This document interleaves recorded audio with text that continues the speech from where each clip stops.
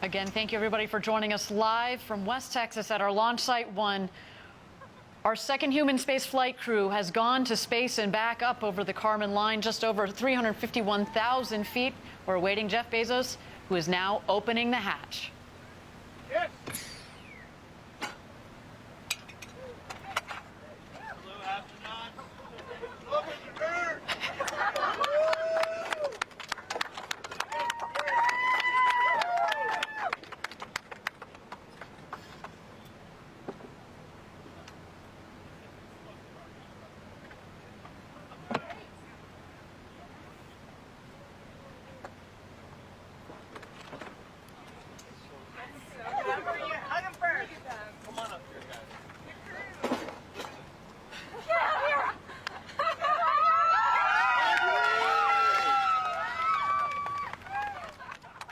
If you are just joining us here on CBC News Network, this is the crew of the Blue Origin New Shepard rocket coming out of that capsule as they make a safe landing back to Earth after a 10.5-minute ride up to space past the Kármán line, which is the international line defining the edge of space.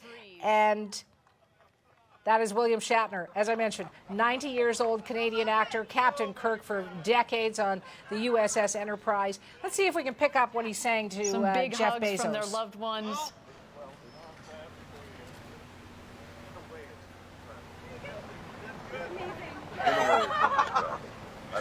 That's what I thought. You have to work on it. It's so hard to describe. You have to work on it because not only is it different than what you thought, it happens so quickly. You know what the impression I had that I never expected to have is you're shooting up. Oh my God. Give me a champagne bottle. Come here. I want one. I want to hear this. Here. You want a little of this? Okay.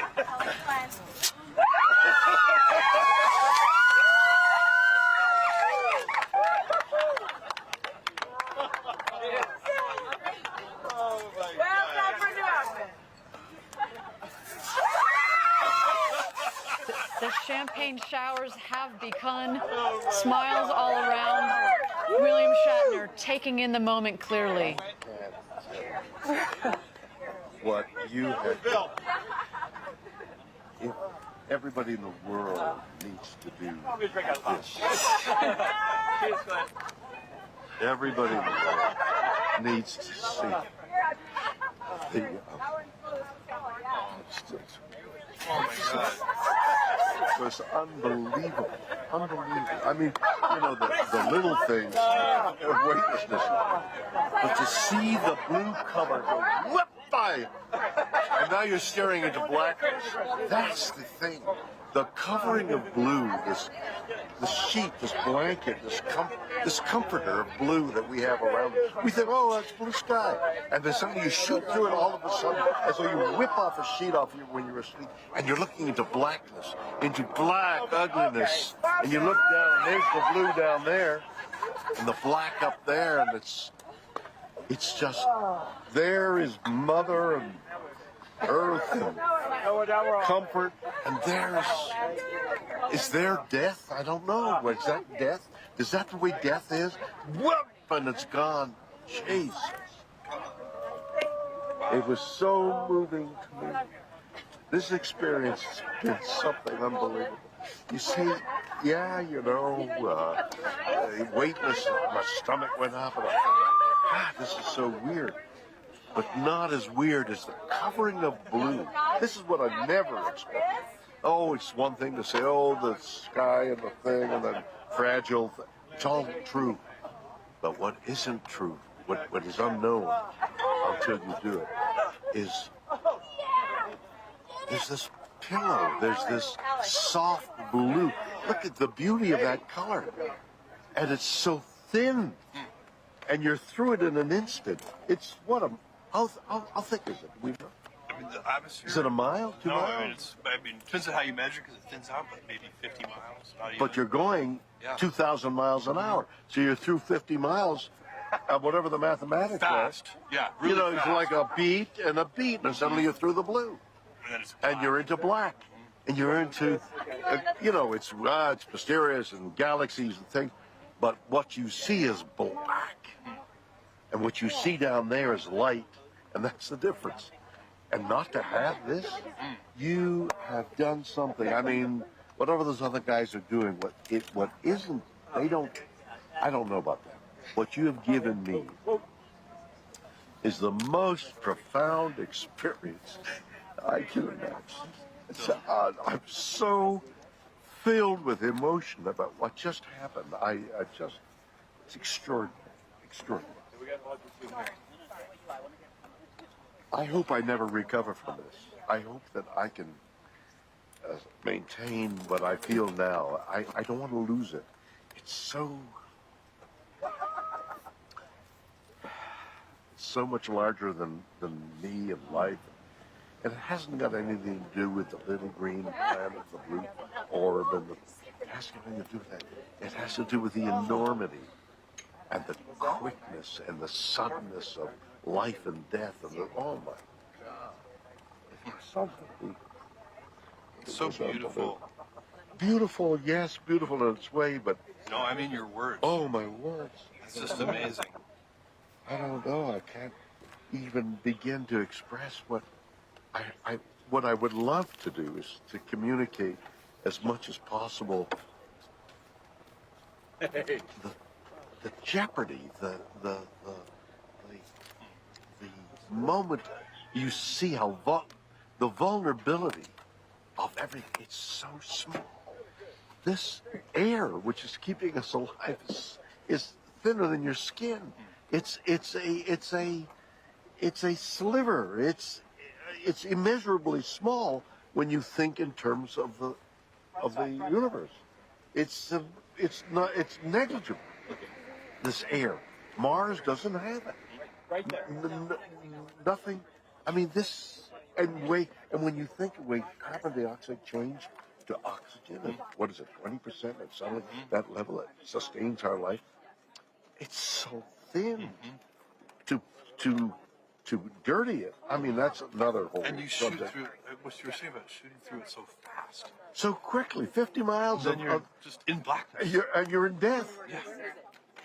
The moment This is life. This is life, and that's death. And it's in an instant. You go, wow, that's death. That's what I saw. That's amazing. That's amazing. And wow. I am overwhelmed. I had no idea. You know, we were talking earlier before going, well, you know, it's going to be different. You go, yeah, it's going to, and you have whatever that phrase is you have, that you have a different view of things. It doesn't begin to explain, to describe what for me. I mean, everybody's going to, but. And this is now the commercial. Everybody, it would be so important for everybody to have that experience through one means or another. I mean, maybe you could put it on 3D and wear the goggles and have that experience. I mean, that certainly is a technical possibility. But what you need also, we're lying there and I'm thinking, listen. One delay after another delay, we're lying there. And I think, how do I feel? And I'm thinking, I'm a little jittery here. And when they move the pins, oh, there's something in the engine. They found an anomaly in the engine. They found an anomaly in the engine. We're going to hold a little longer. Oh, you're going to hold a little longer. And I feel this, the stomach, the biome inside. And I'm thinking, okay, I'm thinking I'm a little nervous here. Another delay, I'm a little more nervous. And then the thing starts. By the way, the simulation they have to be warned. It's only a simulation. Everything else is much more powerful. Doesn't capture the, and besides which, the jeopardy.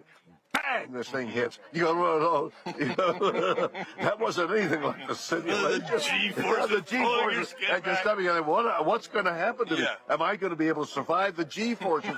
You feel that? Am I going to survive it? Yeah. And then I think, good Lord, just getting up the bloody gantry was another. Oh my God, what an experience! What? Nothing. It looked like you had a moment of camaraderie with your Oh, we all hugged crewmates each up other. there and- You share. It's like being in battle together, really. And there is this bonding of being in battle, but you're also embattled inside yourself. Oh my goodness! Wow, I have had an experience. We're gonna pin you guys now. Woo! Okay. All right. No.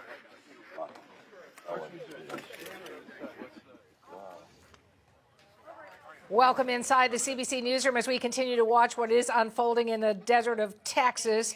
This is the Blue Origin New Shepard capsule that has just landed safely with its 4 astronauts aboard, one of them being Canadian actor, iconic Captain Kirk, real name William Shatner. He is 90 years old and he has broken a record. Not only has he broken into space, but he has broken the record as the oldest man to go into space at 90 years old. And what we were listening to there live, you can see Jeff Bezos on the left of your screen. It's his company, Blue Origin. He was one of the first to go up in the manned ship this past summer. This is the second journey for this rocket and capsule. So these 4 astronauts, newly minted astronauts, landed safely. And one of the things we heard William Shatner say in a very emotional response as he was talking with Jeff Bezos is he was thanking him for what Shatner called the most profound experience I could have. That's what he said to him, with tears in his voice sort of, cracking with emotion, and now being pinned by Jeff Bezos for that trip into space. Was it days? Was it hours? No, it was about 10.5 minutes. It's about the time it takes to make a hard-boiled egg. They were up and down. They had 3 minutes of weightlessness. They had the oohs and the ahs of looking back at Earth, and then landed with a thunk and a thud and a cloud of dust safely with those parachutes attached to the capsule. One of the other things that William Shatner was saying, and this was, I thought, very profound, he said that it was so moving that first, they were whipping up in the rocket and they were in blue, and then they cut through that into the blackness, and he asked the question, is that what death is? That lifting of the sheet very quickly. And he also said that, everybody in the world needs to do this, needs to see it. And I'm sure there are many people who would like to do it. It is very, very expensive. I mean, these are billionaires we're talking about. There were 2 customers on board there, as well as the VP of missions for Blue Origin, and then the 4th being William Shatner. But it did happen very quickly. The astronaut that we've got on standby is Dave Williams. He's a Canadian astronaut. You know him. He's been up on 2 different missions, shuttle missions, and he was up not for minutes, but for, he was on the International Space Station. It was months, it was weeks. You can add it all up. He did 3 spacewalks as well. I know you're sitting there listening to me. 17 hours and 47 minutes, Dave, in your spacewalk time in those 3 walks you did at the International Space Station. So not 11 minutes. But the feeling must be the same for these guys. As you watched it land, what were you thinking? I was absolutely thrilled. Bill captured very eloquently the experience, the planetary perspective we see from space, looking out at that black, hostile, infinite void of space, and looking back at the beautiful beauty of our own planet, the life-giving properties of our planet. He captured it really, really well. And that's why he said everybody should be able to do this. Take that trip up to space and look back at the beautiful planet that we have. I wonder, obviously, it's not something that's going to happen, not in my lifetime, but it must give you that different perspective of this planet we call home. It does. The IMAX space movies are phenomenal. Tony Myers did an absolutely incredible job in putting those films together.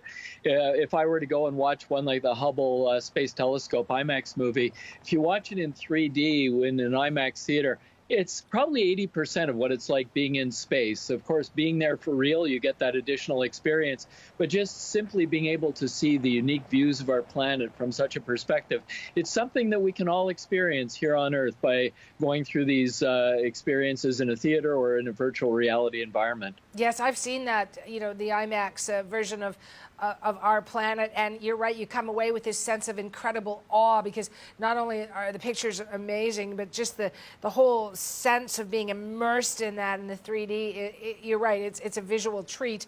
One of the things William Shatner said as he landed and he was talking to Jeff Bezos, and again, I say he got very emotional about this. He said, "I hope I never recover from this." And there were tears in his voice. It is an emotional thing, isn't it? I mean, it was only 11 minutes, less than 11 minutes, Dave, but there is so much emotion in this. There's no question. The whole experience is very emotional. Looking at the Earth from that perspective is something that will change anyone for the rest of their lives. Having that unique opportunity to reflect on their own life in the context of cosmic time, reflect on the beauty of our planet and the future for our planet. But the message is one of hope and collaboration. By working together, we can find solutions to help us here on Earth go forward and meet the challenges that we're experiencing right now, and to be able to embrace new opportunities for the future. Would you go back up? I mean, you've kind of been there, done that. You've done 2 shuttle missions. You've done spacewalks. Would you? Oh, I would love to be able to go back and fly again. I think it's about sharing the experiences and having more people be able to achieve their dream of getting to space. But certainly if I was offered a ride, I would definitely say yes. One of the things that these companies are hoping to do is to bring that space flight, which used to be for those who spent decades in school learning physics and all the other science, and being, part of an elite group of very intelligent people who become astronauts, and we're all very proud of you. But this sort of opens up the field, doesn't it? Oh, there's no question. Today, I'm the CEO of a biomedical tech startup company called Leap Biosystems, and working with the other founders who were all finalists in the last Canadian astronaut selection process, we're developing virtual augmented reality medical solutions for healthcare everywhere. Whether it's in space or remote parts of our planet, we can deliver high-quality healthcare using new innovative technologies. This is a time of economic growth and opportunity. The global space economy, $350 billion economy, and I'd love to see Canada grow our portion of that to 10% of the global space economy. It's new jobs in a post-COVID world, and it's very exciting to see it happening. And you know what? These are all things that we are getting closer to every day with advances not only in travel, space travel, but also in science. I want to ask you about I don't know if environmentally friendly is a way to put it, but these are reusable. We watched that booster, the rocket, go up, Dave, and, they counted down that T-minus whatever, and then boom, there was liftoff. And then, I don't know, was it about 5 or 6 minutes, maybe 7 minutes later, 6 minutes, we saw that booster actually come back down to Earth. It seemed in a very controlled manner. Is that reusable? It's absolutely incredible. Every time I see that, I think it's absolutely amazing. And as we go forward and look at the future of space exploration, as we go forward, look at the future of commercial air travel, looking for environmentally friendly solutions, developing new technologies is something that's going to help us. I'm actually working on a book right now about how the technologies we use for sustainability in space can be used for sustainability on Earth. So there's direct transfer of all this incredible research and development. And we watched the capsule come down with those parachutes. You mentioned beforehand when I was asking you about the landing, they'll know when it lands. And there seemed to be a big cloud of dust that came up. There was a thunk, but then they sent the message to Mission Control that they were all safe. My final question to you, Dave, and I'm so thankful that you've been joining me because I love your stories. I think you're, the inspiration that you bring to this, the knowledge that you have that you share with us, it's just you do it willingly, and I really like that about you. But when they came out, what would be your message to those 4 newly minted astronauts? I would simply say it's an honor to have you part of the group of humans that have had a chance to leave the planet and develop that planetary perspective. It will stay with you forever, and you have a tremendous opportunity to share that experience with others. And by sharing that experience, hopefully more people will understand how important it is for all of us to take care of our planet, to take care of the future. A pleasure talking with you, and you be well, okay? Thank you. You too. Former Canadian astronaut Dave Williams, we reached him in Oakville, Ontario.